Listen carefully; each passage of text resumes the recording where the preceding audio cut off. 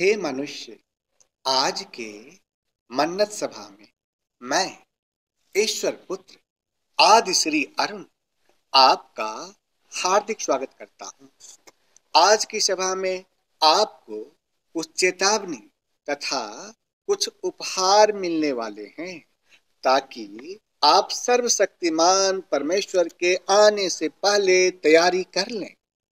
हे मनुष्य, कोरोना के तीसरी लहर के बाद जो कोरोना का चौथी लहर आएगा उसमें लोगों के शरीर में एक अजीब प्रकार का फोड़ा उत्पन्न करेगा। मुझको लगता है कि परमेश्वर का शायद उन लोगों के लिए वह जजमेंट हो जिन लोगों ने परमेश्वर के सच्चाई का बहिष्कार किया है, जिन लोगों ने ईश्वर पुत्र के विरुद्ध खिलाफत में अहम भूमिका निभाया है, जिन लोगों ने ईश्वर पुत्र के बारे में अनाप शनाप बातें की है। हे मनुष्य, उद्धार तो उनके लिए था, लेकिन उन लोगों ने इस वरदान को रिजेक्ट कर दिया। इसीलिए ना तो ईश्वर किसी से बात कर रहा है और न ईश्वर पुत्र किसी से बात कर रहा है। अगर 7 साल के विपत्ति के समय इस प्रकार का भयंकर दुख देने वाला फोड़ा जिन लोगों को विपत्ति के रूप में मिल रहे हैं, तो यह विपत्तियां अधर्मी लोगों को मिलेगा, ऐसा मान लीजिए। धर्मशास्त्र प्रकाशित वाक्य अध्याय 14 का श्लोक 6 यह कहता है कि फिर मैंने एक और स्वर्गदूत को आकाश के बीच में उड़ते हुए देखा, जिसके पास पृथ्वी पर के रहने वालों की हर एक जाति और कुल और भाषा और लोगों को सुनाने के लिए सनातन सुसमाचार था। क्या था वह समाचार? उसने बड़े शब्द से कहा, परमेश्वर से डरो और उसकी महिमा करो, क्योंकि उसके न्याय करने का समय आ पहुंचा है, और उसका भजन करो जिसने स्वर्ग और पृथ्वी और समुद्र और जल के सोते बनाए। इसके अलावा कोई दूसरा संदेश नहीं है। यह संदेश सभी जाति के लोगों के लिए है। हे मनुष्य, अभी भी वक्त है। ईश्वर से डरो और अपने जिह्वा पर ताला लगा दो। अपने कान पर उन लोगों के लिए ताला लगा दो जो लोग परमेश्वर के खिलाफ बोलते हैं। आप किसी से बैर ना करो, सबसे मेल मिलाप कर लो। कोरोना से बचने के लिए यह युक्ति नहीं है, बल्कि यह परमेश्वर का संदेश है। अब आपके कामों का प्रतिफल है। यदि आप परमेश्वर के पास आ जाएं, तो परमेश्वर आपको इन दुखों से मुक्त कर सकता है। यदि आप ईश्वर पुत्र के पास आ जाएं और परमेश्वर में अपने आप को सरेंडर कर दें, तो आप अभी भी बच सकते हैं। आपको संकट देखकर डरकर परमेश्वर की भक्ति नहीं करनी है, बल्कि परमेश्वर की भक्ति करना आपका कर्तव्य होना चाहिए। हे मनुष्य, ईश्वर पुत्र आदि श्री अरुण आपसे यह कहता है कि आप अभी भी बच सकते हैं। हाँ, आप अभी भी बच सकते हैं। धर्मशास्त्र लूका अध्याय 21 का श्लोक 34 से 36 यह कहता है कि इसलिए सावधान रहो, ऐसा न हो कि तुम्हारे मन खुमार और मतवालेपन और इस जीवन की चिंताओं से सुस्त हो जाए, और वह दिन तुम पर फंदे की नाई अचानक आ पड़े। वह सारी पृथ्वी के सब रहने वालों पर इसी प्रकार आ पड़ेगा। इसीलिए जागते रहो और हर समय प्रार्थना करते रहो कि तुम इन सब आने वाली घटनाओं से बच जाओ और ईश्वर के पुत्र के सामने खड़े होने के योग्य बनो। यानी कि आने वाले घटना से बचाना यह आपके हाथ में है कि आप आने वाले संकट से बच जाएं, आने वाले विपत्ति से बच जाएं। तभी तो ईश्वर पुत्र के सामने खड़ा हो सकोगे। और बचने के लिए आवश्यक है कि आप परमेश्वर से डरो और परमेश्वर के लिए भजन गाओ। यह पहला एजेंडा है, और ईश्वर पुत्र के सामने खड़ा होना दूसरा एजेंडा है। आने वाले संकट, आने वाले विपत्ति से बचने के लिए आवश्यक है कि आप परमेश्वर से डरो और परमेश्वर के लिए भजन गाओ। हे मनुष्य, डरो मत। खरे खरे वह उद्धार का काम देखो जो ईश्वर पुत्र आज आपके लिए करेंगे। धर्मशास्त्र निर्गमन अध्याय 14 का श्लोक 13 में सर्वशक्तिमान पूर्ण ब्रह्म परमेश्वर मुझको अपने एक शरीर का अंग बनाया, और उन्होंने मेरे अंदर अपना सोच डाला ताकि मैं ईश्वर के सौंदर्य को मनुष्य के सामने रखूं और अपने आचरण एवं कामों के द्वारा सबको बताऊं कि पिता का प्यार कैसा है। तो आइए सर्वश्रेष्ठ परमेश्वर को और करीब से देखिए, समझिए, उसके कामों को, उसके उंगलियों को बारीकी से आपके जीवन में कार्य करते हुए देखिए। साल 2021 के समाप्ति के तुरंत बाद पर ब्रह्म परमेश्वर के और नजदीक आए, पर ब्रह्म परमेश्वर में बलवंत हों तथा विश्वास का टोप पहन लें, ताकि महाक्लेश के संकट को, महामारियों के आक्रमण को और शैतान के युक्तियों के बढ़ते तीर को प्रभावहीन कर दे। आपने देखा कि साल 2020 और साल 2021 महामारियों से पूरी दुनिया जीवन बचाने के लिए त्राही करती रही। वैसी घड़ी में कोई नहीं था। सर्वश्रेष्ठ ईश्वर अपने इकलौते पुत्र को धरती पर भेजकर चाहने वालों के जीवन की रक्षा की तथा लोगों को मृत्यु के मुख से छीन कर बाहर लाया। पर ब्रह्म परमेश्वर का यह काम किसी अनोखी कहानियों से कम नहीं था। हे मनुष्य, सावधान, 7 साल का महाक्लेश के समय के बाद पूरी दुनिया भयंकर विनाश की ओर बढ़ जाएगा। जो व्यक्ति पवित्रता को धारण कर लिए हैं, जिनकी कुल संख्या 1,44,000 होगी, उनको सुरक्षित रखने तथा उनको 3.5 साल तक पालने का अद्भुत काम को आप देखेंगे। सर्वश्रेष्ठ ईश्वर इस काम को अंदर ही अंदर पूरा करने में लगे हैं। सर्वश्रेष्ठ ईश्वर के इस चुने हुए भक्तों से कोई भी आदमी परिचित नहीं है और न इनकी कहीं चर्चा है। इस संसार के लोग सर्वश्रेष्ठ ईश्वर के प्रति कितना लापरवाह हैं कि वे ऐसे प्रभु को एक बार भी धन्यवाद नहीं देते हैं और न वे इस ईश्वर को जानने की कोशिश करते हैं।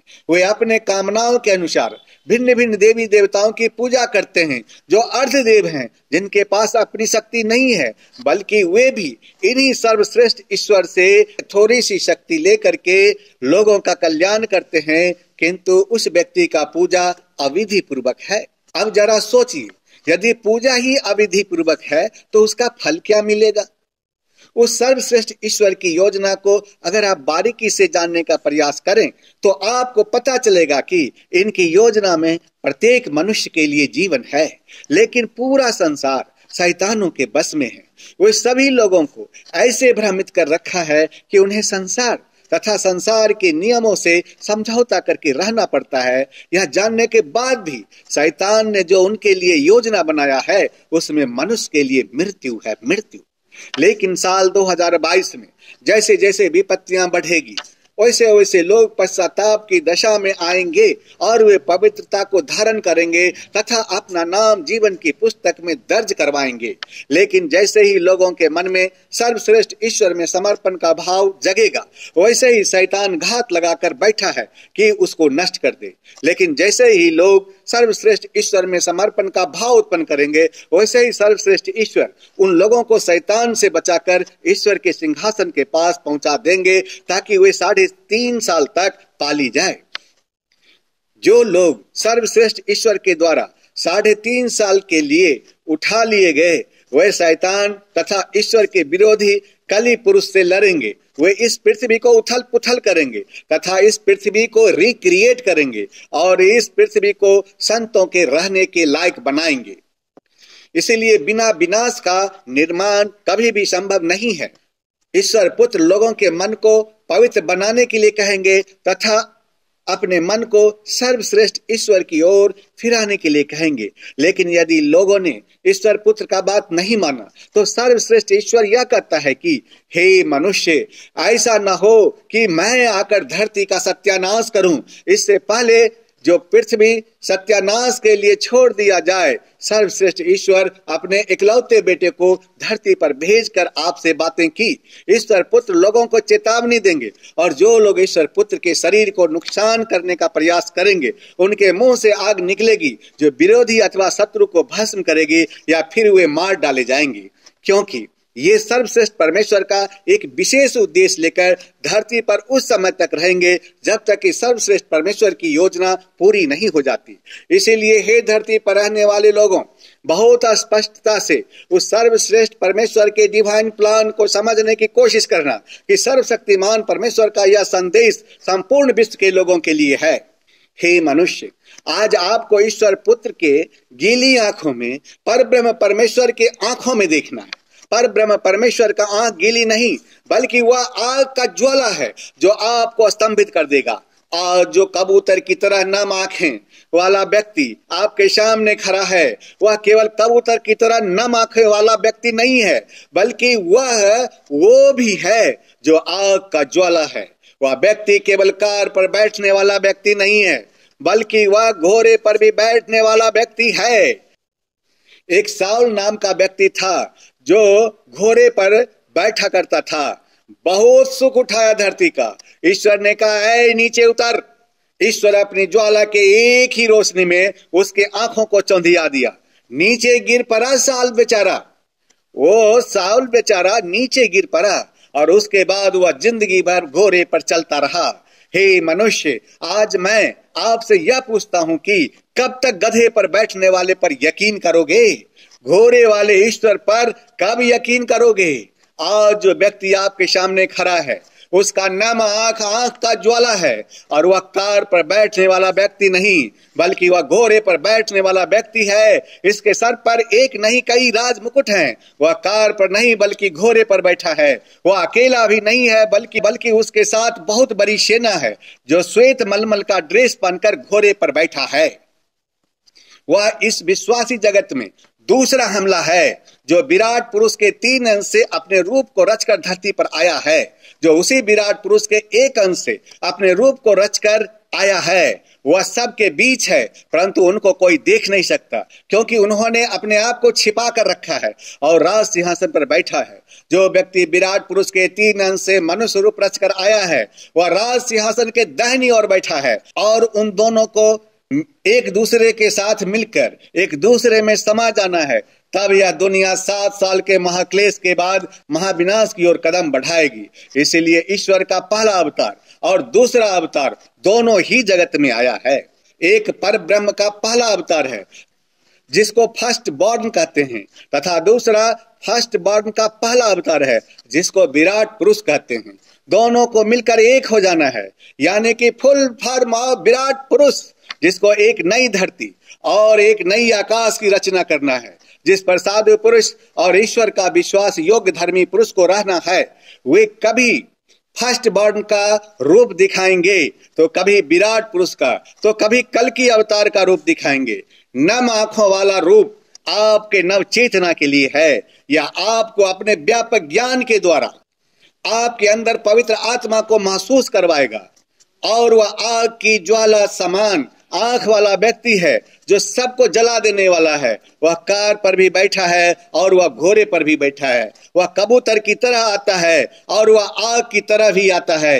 आपकी जरूरत आग की ज्वाला वाली परमेश्वर से है। तुम्हारी जरूरत आंखों में ज्वाला वाले परमेश्वर से है, क्योंकि वही ईश्वर आपके डीएनए को, आपके हेरिडिटी को और आपके आनुवंशिकता को, आपके पुरानी यादाश्तों को बदलने में मदद करेगा। हे मनुष्य, यदि आप धर्म ग्रंथ की बात करते हैं तो बहुत अच्छी तरह से धर्म ग्रंथ को समझिए। धर्म ग्रंथों का 4 लाइन पढ़कर और 4 शब्द सुनकर तथा 4 शब्द याद करके बैठ मत जाना। अगर यदि आप ऐसा किए तो आप कहीं के नहीं रहोगे। यह आत्मिक लड़ाई है जिसको 24 घंटे लड़ना पड़ेगा। इसीलिए विश्वास योग्य धर्मी व्यक्ति कहता है कि हे ईश्वर, मैं रात और दिन आपके वचन पर ध्यान दिया करता हूँ, अर्थात यह युद्ध रात और दिन चल रहा है। इसीलिए मैं ईश्वर पुत्र आदि श्री अरुण आपसे यह कहता हूँ कि सावधान, आपको सोचना है कि किस प्रकार अपने अंदर आग वाले ईश्वर के रूप का दीदार करें, जो आपके तन मन को, आपके रूप को, आपके सोच को, आपके डीएनए को, आपके हेरिडिटी को बदल दे। अब ईश्वर पुत्र आदि श्री अरुण लोगों को एक नई तैयारी की ओर ले जा रहे हैं, विनाश के लिए नहीं। विनाश इसलिए नहीं हो रहा है क्योंकि भगवान कल की क्रोधित हैं, पर वह विनाश लीला इसलिए होने दे रहा है कि आप अपने जिंदगी को एक नए मृत्यु से मुक्त जीवन में बदल डालें।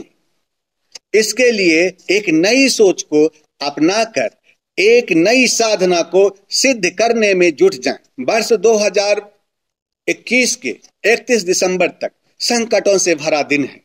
वर्ष 2021 बहुत बड़ा परिवर्तन तथा महापरिवर्तन के लिए जाना जाएगा। वर्ष 2021 से ईश्वर के बहुत सारे लोग इकट्ठे होंगे। इजराइल और ईरान के बीच लड़ाई होगी। देश में आर्थिक संकट आना है। ईश्वर नया चीज बनाने वाले हैं। ईश्वर नया चीज बनाने के लिए एक योजना देंगे। ईश्वर नया चीज बनाने के लिए एक मैप देंगे। ईश्वर नया चीज बनाने के लिए बहुत से लोगों को धन देंगे। ईश्वर नया चीज बनाने के लिए बहुत से सहयोगी देंगे। ईश्वर जिस व्यक्ति से नया चीज बनवाएंगे उस व्यक्ति को पहले बहुत ही नीचे जाना पड़ेगा, तब वह बहुत ही ऊंचाई तक जाएगा। यानी कि ईश्वर जिस व्यक्ति से नया चीज बनवाएंगे उस व्यक्ति के ऊपर बहुत सारे संकट आएंगे। उसकी ख्याति को नीचे करने के लिए बहुत सारे लोग प्रयास करेंगे, परंतु बाद में उसकी ख्याति बहुत ऊपर तक जाएगी। मकान बनाने से पहले नींव डालते हैं और नींव डालने के लिए जमीन में नीचे उतरना होता है। इसके बाद पहले सीमेंट का मसाला रखना पड़ता है, फिर ईंट रखना पड़ता है, तब फिर मसाला रखना पड़ता है, तब फिर ईंट रखना पड़ता है। इस तरह सीमेंट के मसाले से हाथ कट जाते हैं। चिनाई करने में पूरा शरीर दर्द करने लगता है। बहुत बाद में धीरे धीरे मकान दिखने लगता है। ठीक उसी तरह उस व्यक्ति को जिससे ईश्वर नया चीज बनवाना चाहते हैं उसको बहुत मेहनत करना पड़ेगा, उसको बहुत दर्द सहना पड़ेगा, तब बाद में नया चीज धीरे धीरे ऊपर उठता हुआ दिखने लगेगा। वर्ष 2021 में ईश्वर पुत्र आदि श्री अरुण भी इन्हीं हालातों से गुजरा है और अभी तक गुजर रहा है, क्योंकि ईश्वर ने ईश्वर पुत्र अरुण से कल की धाम बनवाने के लिए सोचा। उन्होंने ईश्वर पुत्र आदि श्री अरुण के जिह्वे का इस्तेमाल किया और लोगों के भीड़ में कल की धाम बनाने की घोषणा करवाया। ईश्वर पुत्र आदि श्री अरुण के ख्याति में बहुत गिरावट लाने के लिए बहुत सारे लोग कोशिश किए। ईश्वर पुत्र आदि श्री अरुण को बहुत दुख दिया गया तथा ईश्वर पुत्र आदि श्री अरुण को बहुत नीचे उतरना पड़ा। अब कल की धाम बनना है, इसीलिए ईश्वर पुत्र आदि श्री अरुण को नींव डालने के लिए नीचे उतरना होगा। इस कार्य को पूरा करने के लिए ईश्वर पुत्र आदि श्री अरुण को बहुत मेहनत करनी होगी। कल की धाम को बनवाने में छोटे छोटे लोग सामने आएंगे, बड़े बड़े लोग पीछे हट जाएंगे, छोटे छोटे व्यापार चलेंगे और बड़े बड़े व्यापार बंद होने के कगार पर आ जाएंगे। शत्रु काफी परेशान करेगा। शत्रु के ऊपर विजय न तो बल से, न शक्ति से, न और अन्य चीजों से, बल्कि उसके ऊपर विजय दिमाग और बुद्धि से प्राप्त किया जा सकता है। विरोधी ताकतें झुकने लगेगी और वे सब के सब घुटने टेक देगी। वर्ष 2022 में एक नया तारा उदय होगा जो कल की धाम के ऊपर चमकेगा। ईश्वर ने कहा कि उस समय में उनसे जो ईश्वर पुत्र को बहुत दुख देते हैं मैं उनसे उचित बर्ताव करूंगा। ईश्वर पुत्र लंगड़े को चंगा करेंगे, निकाले हुए को इकट्ठा करेंगे। जिनकी लज्जा की चर्चा सारी पृथ्वी पर फैली है उसकी प्रशंसा और कीर्ति सब जगह फैला देंगे। वर्ष 2022 में एक भयानक कष्ट भरा दिन होगा जो 2021 से भी बहुत बुरा समय होगा। लोगों को महामारियों के अलावे बहुत सारे प्राकृतिक प्रकोप और परेशानियों को फेस करना पड़ेगा।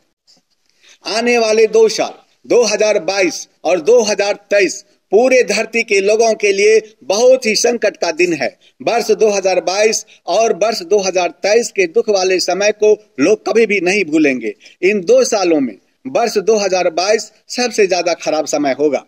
वर्ष 2021 में लोग कोरोना वायरस से जूझ रहे हैं, किंतु 2022 और 2023 में कोरोना वायरस के साथ भूकंप, सुनामी, तूफान, बाढ़, युद्ध, उल्कापिंड, बर्फबारी, देश के इकोनॉमी में गिरावट, इकोनॉमी ब्रेकडाउन वाली संकट से सारी दुनिया आने वाले समय में संकट को देखकर लोगों को हमारी बातों को सोचने के लिए मजबूर होना पड़ेगा। वे सभी लोग इन संकटों को फेस करेंगे। इस 2 साल में लोगों को बहुत बड़े ट्रांसफॉर्मेशन से गुजरना पड़ेगा। अब सारे संसार को एक नया बदलाव से गुजरना पड़ेगा, क्योंकि सारी दुनिया कलयुग के साइकिल को पूरा करके सतयुग की दुनिया में प्रवेश करेंगे। इसके लिए सारी दुनिया के लोगों को तैयार हो जाना पड़ेगा। जब तक सारे लोग एक दूसरे का रक्षक नहीं बनेंगे, तब तक लोगों को ऐसे दुखद और महासंकट भरा समय से गुजरना ही पड़ेगा। हे मनुष्य, 30 दिसंबर की रात को अंतरिक्ष बहुत रंगीन हो गया।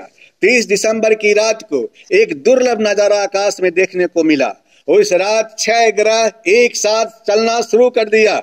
इस 6 ग्रहों की वजह से पूरा आकाश रंगीन हो गया। इसके कारण प्रकृति में देखी गई उथल पुथल, कहीं पर इंटरनेट बंद, तो कहीं पर बिजली बंद, तो कहीं पर आंधी, तो कहीं पर तूफान, तो कहीं पर भारी वर्षा, तो कहीं पर भारी बर्फबारी। कुदरत का यह नजारा आप में से कुछ लोगों ने देखा होगा और कुछ लोगों ने सुना होगा। 2022 के बारे में लोगों से यदि यह कहें कि यह साल लोगों को बहुत परेशान करने वाला दिन है, तो कोई गलत नहीं होगा। बहुत ज्यादा परेशान करने वाली घटनाएं क्या होगी?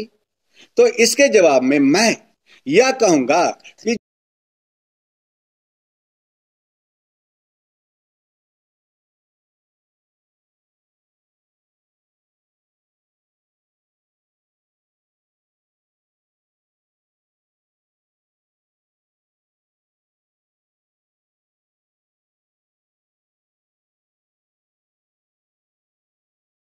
वर्तमान समय की जो व्यवस्थाएं हैं, उनके अंदर बहुत बड़ा परिवर्तन देखने को मिलेगा। वर्ष 2022 में वर्तमान भारत सरकार के कार्य प्रणाली के अंदर भी बहुत बड़ा परिवर्तन होगा। वर्ष 2022 में कुछ देश रासायनिक हमला करने के लिए सोचेंगे। जलवायु परिवर्तन से भी विनाश होगा। ये साल हिंसा से भरा साल होगा। कुछ देशों में धार्मिक कट्टरता के कारण गृह युद्ध जैसे हालात होंगे। वर्ष 2022 में कई देशों में आपस में टकराव बढ़ जाएंगे। वर्ष 2021 और वर्ष 2022 के अंदर बहुत बड़ी बड़ी संख्या में लोग पश्चाताप करने की दशा में पहुंचने वाले हैं, क्योंकि आने वाली पीड़ाएं मनुष्य को बेसहारा बना देगी। लोग इतना कष्ट, इतना तकलीफ में आ जाएंगे। जो व्यक्ति अब तक ईश्वर को नहीं खोजता था, अब वह ईश्वर को खोजना शुरू कर देगा। जो व्यक्ति ईश्वर के प्रति लापरवाह था, वे जागृत होने लगेंगे। जैसे जैसे विपत्तियां और संकट के दिन बढ़ने लगेंगे, वैसे वैसे लोग उज्जवल, निर्मल और पवित्र बनते चले जाएंगे। ऐसे दिनों में लोग बेचैनी, व्याकुलता और परेशानी में आ जाने के कारण ईश्वर पुत्र के पास आना शुरू कर देंगे। लोगों में एकता बढ़ेगी। जो बर्बाद होने वाले हैं, वे निरंतर बर्बाद होते रहेंगे, और जो लापरवाह थे वो होश में आने लगेंगे। बहुत से आत्मिक दशा में पड़े लोग ईश्वर पुत्र द्वारा निर्मित संस्था से जुड़ने लगेंगे। परंतु जो व्यक्ति ईश्वर को नापसंद है, वो लोग टूट टूट कर पापी मिजाज वाली संस्था में जुड़ने लगेंगे, जहां पाप करने की अनुमति है। 2 संस्था बनेगी, 2। एक में उज्जवलता, निर्मलता और पवित्रता का बोलबाला होगा, और दूसरे में संसार के साथ समझौता कर जीवन जीने वाले लोगों की बहुत भीड़ होगी, जो पाप में रहकर ईश्वर की भली भांति पूजा करना पसंद करेंगे, परंतु दूसरी ओर पाप का बहिष्कार करते हुए केवल पवित्रता का आधार बनाकर ईश्वर की पूजा करने वाले लोग होंगे। दोनों संस्था उच्चतम शिखर पर होगी। पवित्र होने वाले निरंतर पवित्र होते चले जाएंगे, और पाप में रहकर पूजा करने वाले लोग निरंतर पाप में और अधिक डूबते चले जाएंगे, और वे ईश्वर के वचन को भूल जाएंगे। गलत सिद्धांत फूलेंगे फलेंगे। पवित्रता भी उच्च शिखर पर होगी। अब ईश्वर ही निर्णय करेंगे कि वे अपने साथ किसको निजधाम लेकर के जाएंगे। ईश्वर पुत्र कटनी का काम करने के लिए हसुआ लगा चुका है। अध्याय 14 का श्लोक 14 से 16 इस बात की पुष्टि करते हुए कहता है कि मैंने दृष्टि की और देखो, एक उजला बादल है, और उस बादल पर मनुष्य के पुत्र सरीखा कोई बैठा है, जिसके सिर पर सोने का मुकुट है और हाथ में चोखा हसुआ है। फिर एक और स्वर्गदूत मंदिर में से निकलकर उससे जो बादल पर बैठा था बड़े शब्द से पुकार कर कहा कि अपना हसुआ लगाकर लावनी कर, क्योंकि लवने का समय आ पहुंचा है। इसीलिए कि पृथ्वी की खेती पक चुकी है। सो जो बादल पर बैठा था उसने पृथ्वी पर अपना हसुआ लगाया और पृथ्वी की लावनी की गई। अब गेहूं और भूसी अलग की जाएगी। जो गेहूं भूसी नहीं छोड़ेगा वह गेहूं की बोरी में नहीं रखा जाएगा, उसे भूसी की तरह छोड़ दिया जाएगा और आग में डाल दिया जाएगा। जो लोग संसार से समझौता पूर्ण जिंदगी जीने के लिए तैयार है, वे विश्वासी होने के बाद भी आग के कौर बन जाएंगे। परंतु जो गेहूं भूसी उतार चुका होगा, केवल वही गेहूं की बोरी में इकट्ठा किया जाएगा। ऐसा व्यक्ति ही जीवन का मुकुट पाएगा, अर्थात प्रतिफल पाएगा। ईश्वर भूसी सहित गेहूं को नहीं, बल्कि केवल गेहूं को लेने आया है। यदि गेहूं भूसी को छोड़ना न चाहे तो ईश्वर उसे कभी भी अपने साथ नहीं ले जाएगा। इसलिए जितना भी कर्म कांड है, जितना भी बैर विरोध है, जितना भी संसार और समाज के नियम तौर तरीके हैं, उसे तुरंत छोड़कर पवित्रता धारण कर लो। तब आने वाले महाविपत्ति में आपका बचाव हो सकता है। इसीलिए ईश्वर पुत्र आदि श्री अरुण धर्मशास्त्र लूका अध्याय 21 का श्लोक 34 से 36 उल्टा करके लोगों को सावधान करते हुए कहा कि इसलिए सावधान रहो, ऐसा न हो कि तुम्हारे मन खुमार और मतवालेपन और इस जीवन की चिंताओं से सुस्त हो जाएं और वह दिन तुम पर फंदे की तरह अचानक आ पड़े, क्योंकि वह सारी पृथ्वी के सब रहने वालों पर इसी प्रकार आ पड़ेगा। इसीलिए जागते रहो और हर समय प्रार्थना करते रहो कि तुम इन सब आने वाली घटनाओं से बचने और मनुष्य के पुत्र के सामने खड़े होने के योग्य बनो। तो अब प्रश्न यह उठता है कि क्या आपने सोचा है कि सारी पृथ्वी पर आने वाली विपत्ति और संकट से आप किस प्रकार बचेंगे? हे मनुष्य, आपने मेरी बातों को ध्यान से सुना और मेरी बातों पर 100% विश्वास किया, परंतु मेरे कहे गए बातों के अनुसार आपने कर्म नहीं किया। तो भगवान कल की जब आएंगे तो वे अपने साथ आपको निज धाम कभी भी नहीं ले जाएंगे। क्योंकि आपने मेरी बातों पर 100% विश्वास किया है, इसलिए आपको बीमारी से छुटकारा अवश्य मिलेगा, आपका उद्धार अवश्य ही होगा, आप धर्मी अवश्य ही बन जाएंगे। लेकिन यदि ईश्वर से आप यह कहेंगे कि हे ईश्वर, मुझे अपने साथ निजधाम ले चलो, तब आपको मालूम है कि वो ईश्वर क्या कहेंगे। निजधाम जाने के लिए तेरे विश्वास की कुंजी काम नहीं करेगी, बल्कि काम की कुंजी काम देगी। ईश्वर जब आएंगे तो उस समय विश्वासियों को अपने साथ निजधाम नहीं ले जाएंगे, बल्कि वे केवल विश्वास योग्य लोगों को निजधाम लेकर जाएंगे। जिन लोगों ने विश्वास को कामों से प्रमाणित कर दिया है, जिन विश्वासियों ने ईश्वर पुत्र आदि श्री अरुण के निर्देश के अनुसार चल करके अपने जीवन के विश्वास को काम करके विश्वास योग्यता में बदल दिया है, केवल वही लोग ईश्वर के साथ निजधाम जाएंगे। धर्मशास्त्र याकूब अध्याय 2 का श्लोक 20 इस सत्य के बारे में यह कहता है कि हे निकम्मे मनुष्य, क्या तुम यह भी नहीं जानते कि कर्म के बिना विश्वास व्यर्थ है? ईश्वर पुत्र ने कहा कि मैं पूर्ण ब्रह्म परमेश्वर को खुश करने के लिए धरती पर आया हूं। अगर इस दुनिया में पहला व्यक्ति है जो इस दुनिया में ईश्वर की खुशी के लिए जिया तो वह है हनोक। जो व्यक्ति ईश्वर की खुशी के लिए जिया वह मरा नहीं, उसका फिजिकल डेथ नहीं हुआ, बल्कि वह शरीर सहित उठा लिया गया। हनोक आदम के 7वीं पीढ़ी में आया था। वह 300 साल तक ईश्वर के साथ चला। उसकी शारीरिक मृत्यु नहीं हुई, बल्कि वह शरीर सहित उठा लिया गया। इसी प्रकार मीरा, सीता जी, राजा जनक इत्यादि का फिजिकल डेथ नहीं हुआ था, अर्थात उसकी शारीरिक मृत्यु नहीं हुई थी, बल्कि वे शरीर सहित उठा लिए गए थे। ठीक उसी प्रकार यदि आप भी ईश्वर का वफादार बनोगे तथा ईश्वर के खुशी के लिए जिंदगी जियोगे तो आपका भी फिजिकल डेथ नहीं होगा, अर्थात आपकी भी शारीरिक मृत्यु नहीं होगी, बल्कि आप भी उठा लिए जाओगे। धर्मशास्त्र 1 फिलिपियों अध्याय 4 का श्लोक 17 और 18 में यह कहा गया है कि हे मनुष्य, हम तो नहीं मरेंगे बल्कि जीवित बचे रहेंगे, ईश्वर के साथ बादलों पर उठा लिए जाएंगे ताकि हवा में ईश्वर से मिलें और इस रीति से ईश्वर के साथ रहेंगे। तो इन बातों से एक दूसरे को शांति दिया करो। हे मनुष्य, इधर उधर मत देख, क्योंकि तेरा ईश्वर पुत्र तेरा दाहिना हाथ पकड़कर कहता है कि तू मत डर, क्योंकि मेरे पास तेरे लिए एक योजना है जिसमें तेरे लिए जीवन है। आज बहुत सारे लोग कोरोना महामारी के तीसरे लहर तथा अन्य दूसरे महामारियों के भय से भयभीत हैं। सारी दुनिया के लोगों को आज आर्थिक संकट के वादियों से गुजरना पड़ रहा है तथा सारी दुनिया के लोगों को अपने भविष्य के लिए चिंता है। कोरोना महामारी के डर से बच्चे स्कूल एवं कॉलेज नहीं जाते और वे ऑनलाइन पढ़ाई करते हैं। लोग स्वच्छंद होकर धरती पर घूम नहीं सकते क्योंकि कोरोना महामारी का तीसरा लहर उन्हें निगल जाने के लिए तैयार खड़ा है। जगह जगह कर्फ्यू लग रहे हैं और एक बार फिर कोरोना महामारी सबके लिए भयभीत कर देने वाला वातावरण तैयार कर दिया है।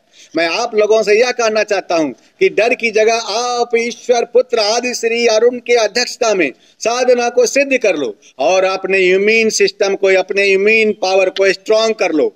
यह साधना तभी सिद्ध हो सकता है जब आप अपने कमरे में एयर प्यूरिफायर लगाकर साधना को सिद्ध करने के लिए 2 घंटा अभ्यास करो। हे मनुष्य, मैं आपसे यह कहता हूं कि आप डर से बाहर निकलो और इम्यूनिटी पावर को बहुत मजबूत कर लो और एक आनंदमय दुनिया का सुख भोगो।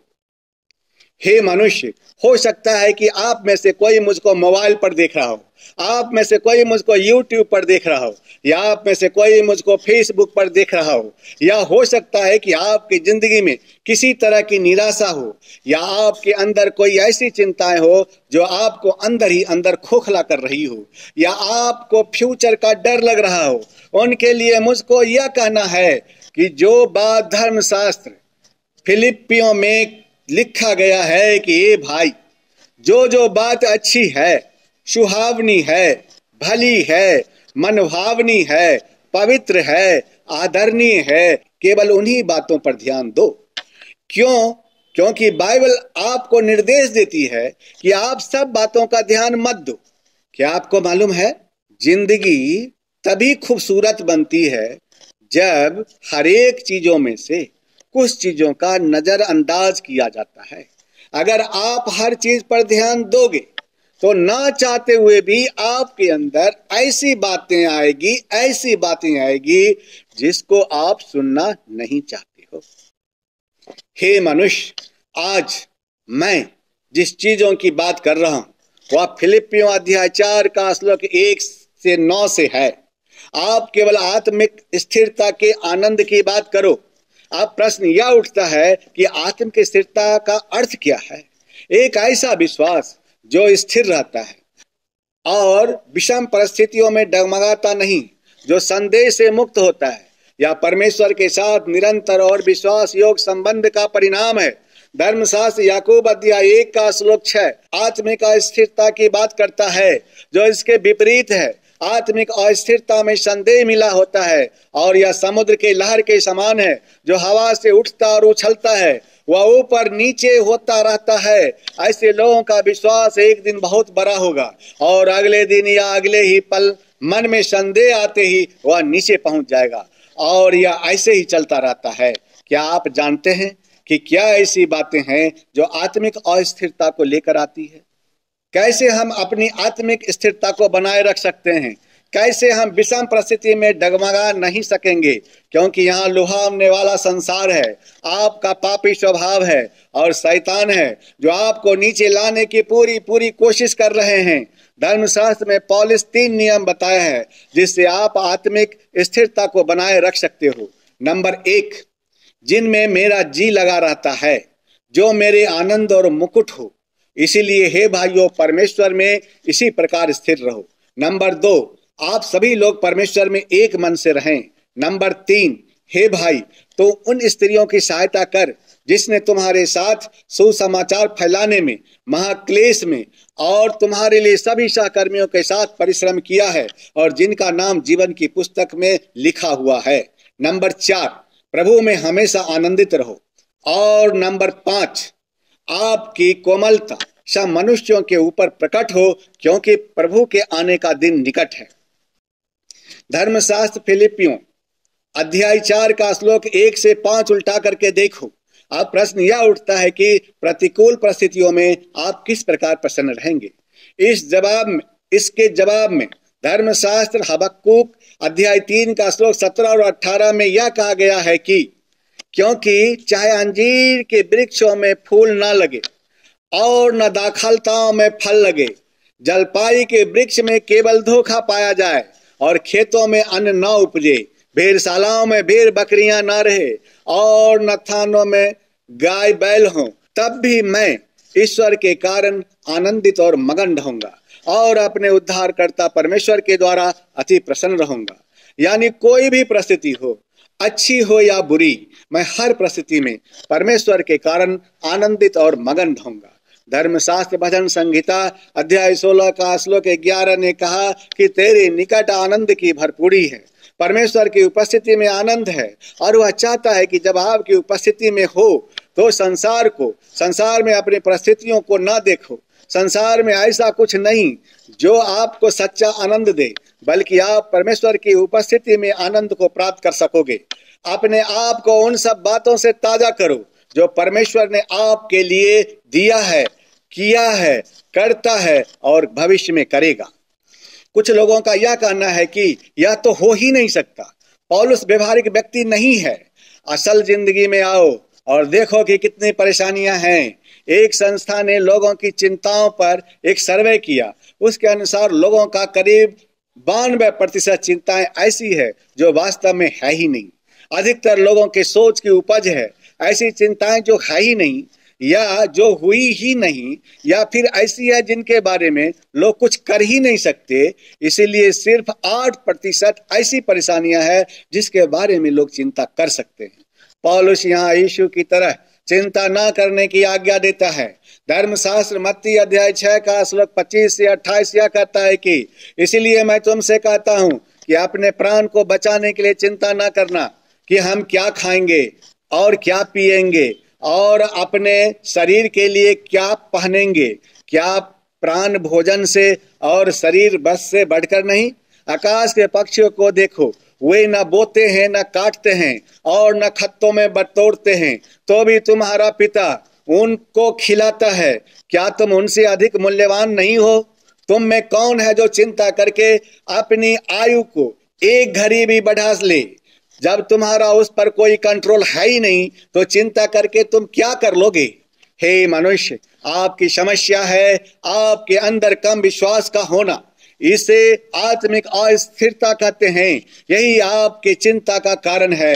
हे मनुष्य, आप चिंता करके या ना कहना कि हम क्या खाएंगे या क्या पिएंगे या क्या पहनेंगे, क्योंकि अन्य जाति इन सब वस्तुओं की खोज में रहते हैं और आपका पिता जानता है कि आपको ये सब वस्तुएं चाहिए।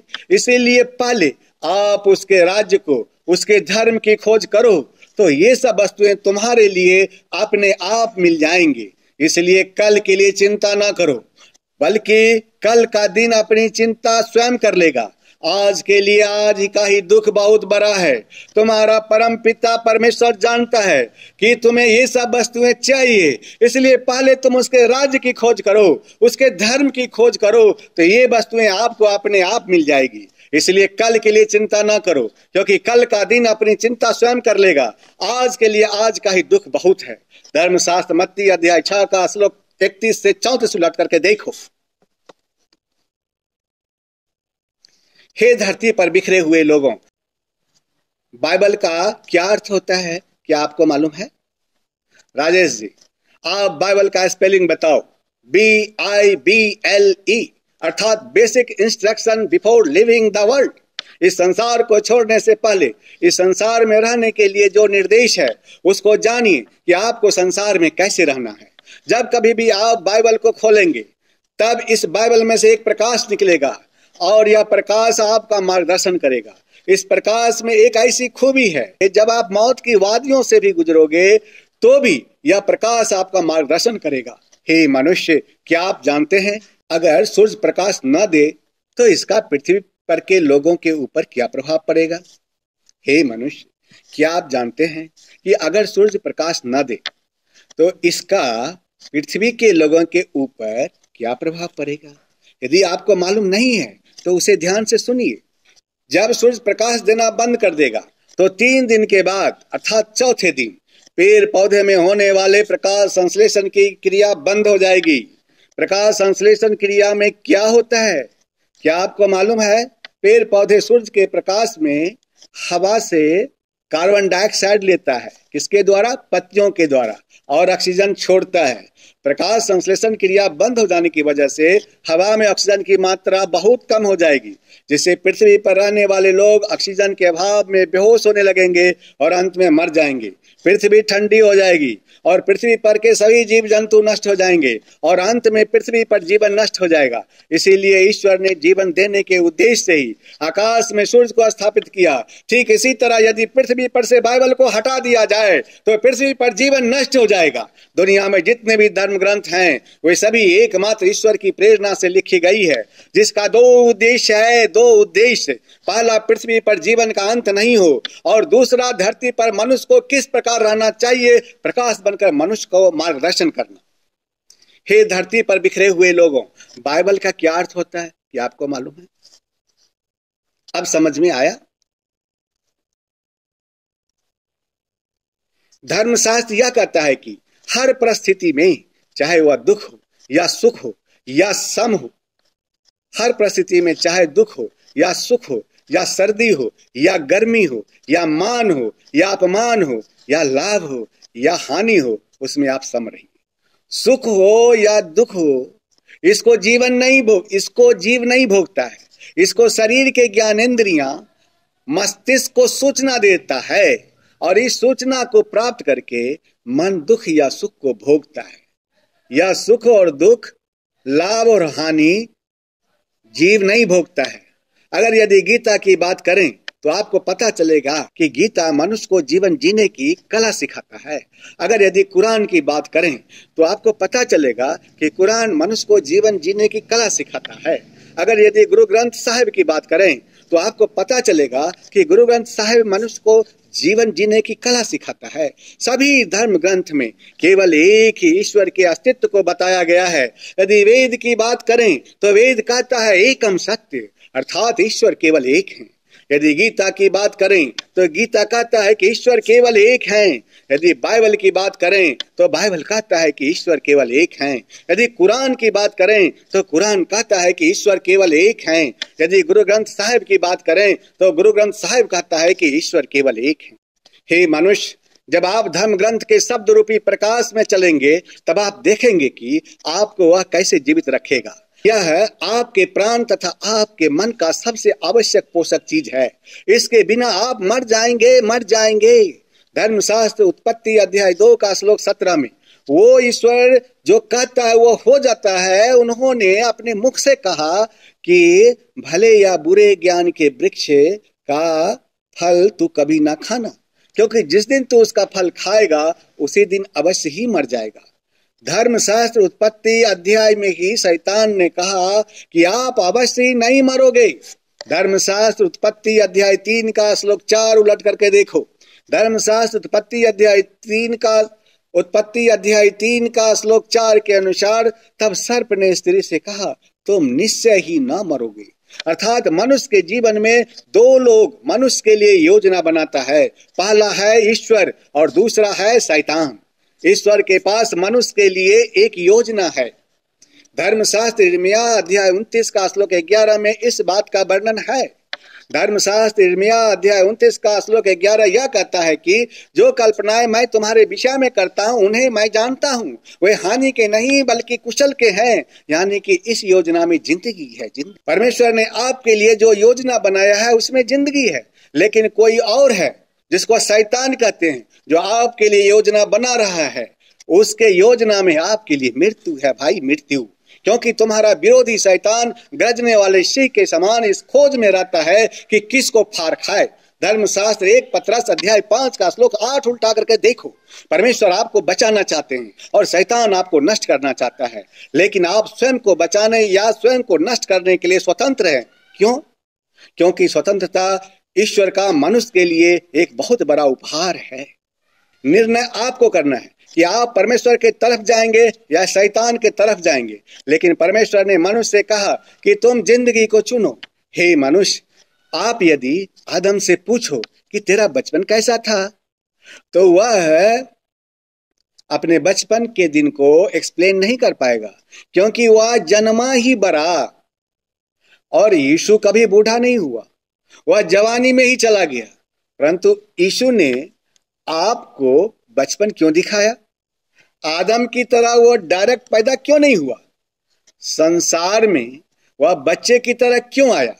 वह आपको एक बात बताना चाहता था कि अपने पहले दिन से आप अपनी ताकत पर नहीं बल्कि अपने पिता परमेश्वर पर निर्भर रहो।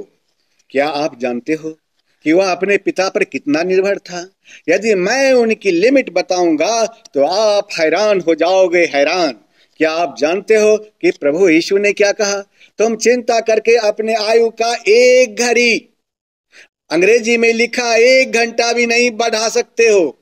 प्रभु यीशु अपने जीवन में एक घड़ी या फिर 1 घंटे के लिए भी अपने परम पिता परमेश्वर पर निर्भर था।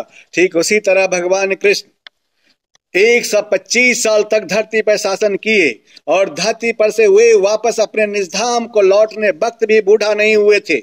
आपको पता है भगवान श्री कृष्ण ने क्या कहा? मृत्यु के अंतिम क्षण भी तुम केवल अपने सर्वशक्तिमान परमेश्वर पर ही निर्भर रहना। उन्होंने कहा कि जो मनुष्य आत्मा में ही रवन करने वाला है और आत्मा में ही तृप्त तथा आत्मा में ही संतुष्ट रहने वाला है, उसके लिए कोई कर्तव्य कर्म नहीं है। उस महापुरुष का इस विश्व में न तो कर्म करने से कोई प्रयोजन रहता है और न कर्मों को न करने से ही कोई प्रयोजन रहता है, तथा संपूर्ण प्राणियों में भी इसका किंचित मात्र भी स्वार्थ का संबंध नहीं रहता। गीता अध्याय 3 का श्लोक 17 और 18 उल्टा करके देखो। उन्होंने कहा कि ये मनुष्य अंत काल में जिस जिस भी भाव को स्मरण करता हुआ इस शरीर को त्यागता है, वह उस शरीर को ही प्राप्त होता है, क्योंकि वह सदा उसी भाव से भावित रहता है। गीता अध्याय 8 का श्लोक 6 उल्टा करके देखो। उन्होंने मानवीय ताकत को तोड़ने के लिए कहा और केवल सर्वशक्तिमान परमेश्वर पर कैसे निर्भर रहा जाए, इसको सीखने के लिए कहा। इस सत्य को और स्पष्ट करते हुए यह नियम बताया कि यह नियम है कि परमेश्वर के ध्यान के अभ्यास रूप योग से युक्त दूसरी ओर न जाने वाले चित्त से निरंतर चिंतन करता हुआ मनुष्य परम प्रकाश स्वरूप दिव्य पुरुष को ही अर्थात परमेश्वर को ही प्राप्त होता है। गीता अध्याय 8 का श्लोक 8 उलट करके देखो। ठीक उसी तरह ईश्वर पुत्र आदि श्री अरुण कभी बूढ़ा होने की बात नहीं कहा। उन्होंने बुढ़ापा को नष्ट करने के लिए साधना को सिद्ध करने के लिए कहा, जिसमें सर्वशक्तिमान ईश्वर ने स्वयं को जोड़ने के लिए शब्द सूरत योग का निरंतर अभ्यास करने के लिए आदेश दिया। उन्होंने 60 साल की अवस्था में अनेकों बार 20 साल, 25 साल, 35 साल की उम्र वाला शरीर धारण कर दिखाया और इसके लिए जीवन के अंतिम घड़ी में भी केवल सर्वशक्तिमान ईश्वर पर ही निर्भर रहने के लिए आदेश दिया। आपका ईश्वर पुत्र हर घड़ी निरंतर सर्वशक्तिमान परमेश्वर परम पिता के ऊपर आश्रित रहता है और हर घड़ी निरंतर उन्हीं परम पिता में स्थिर रहकर हर काम करता है और अपने परम पिता को निरंतर खुश रखने के लिए ही जीता है। वह अपने लिए नहीं, अपने परिवार के सदस्यों को खुश करने के लिए नहीं, बल्कि इस असत्य संसार और इस असत्य मानवीय संबंध से ऊपर उठकर सर्वशक्तिमान ईश्वर की इच्छा को पूरा करने के लिए जीवन जीता है और आपसे यह कहता है कि मैं ईश्वर पुत्र आदि श्री अरुण पूर्ण ब्रह्म का बेटा आपको पुनर्जन्म, रोग, मृत्यु, बुढ़ापा और सब प्रकार के दुखों से छुटकारा दिलाकर परम आनंद दूंगा। गीता अध्याय 14 का श्लोक 20 मेरे इस योजना को पूर्ण होने की सहमति देता है। धर्मशास्त्र यह कहता है कि आपका सबसे बड़ा जो शत्रु है ईश्वर पुत्र उसको नाश करने के लिए आया है। धर्मशास्त्र 1 कुरिन्थियों अध्याय 15 का श्लोक 26 उल्टा करके देखो। तब आपका शरीर बुढ़ापा से युवा अवस्था में बदल जाएगा और आपका देह बालक की देह से अधिक स्वस्थ और कोमल हो जाएगा। उस मनुष्य की देह बालक की देह से अधिक स्वस्थ और कोमल होगा। उसकी जवानी के दिन फिर से लौट आएंगे। तब मनुष्य परमेश्वर से विनती करेगा और उससे वह प्रसन्न होगा। वह आनंद से परमेश्वर का दर्शन करेगा और वह मनुष्य को ज्यों का त्यों धर्मी कर देगा। धर्मशास्त्र अय्यूब अध्याय 33 का श्लोक 25 और 26 उल्टा करके देखो। याकूब कहता है कि कल हम व्यापार करेंगे, यहाँ जाएंगे, वहां जाएंगे, लेकिन तुमको यह कहना चाहिए कि यदि ईश्वर की इच्छा होगी तो हम जाएंगे। याकूब निर्भरता की बात करता है, निर्भरता की बात। कई बार कुछ खास मनुष्य इतने स्ट्रांग होते हैं कि उससे ईश्वर भी नहीं पराजित कर पाते। इसलिए लिखा है कि ईश्वर याकूब से मल युद्ध में हार गया, यानी कि ईश्वर याकूब से हार गया। किसी भी मनुष्य के लिए यह तभी संभव है जब उसके ऊपर उस ईश्वर का अनुग्रह मिले। इसके लिए आपको अपने प्रार्थना में घर में जाकर ईश्वर के सामने घुटना टेक कर यह कहना होगा कि मैं विश्वास से कहता हूं कि हे ईश्वर, यदि आप हमें अनुग्रह दो तो आज से हम आपको खुश रखने के लिए ही जीऊंगा और आपका वफादार होऊंगा।